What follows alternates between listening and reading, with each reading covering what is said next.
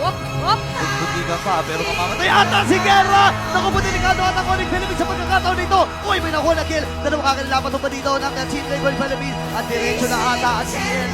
Yung Lord ay nagpil pa. Yung Irene ay open pa. Martin sa Onyx Philippines. At diretso na ang Team Liquid Philippines.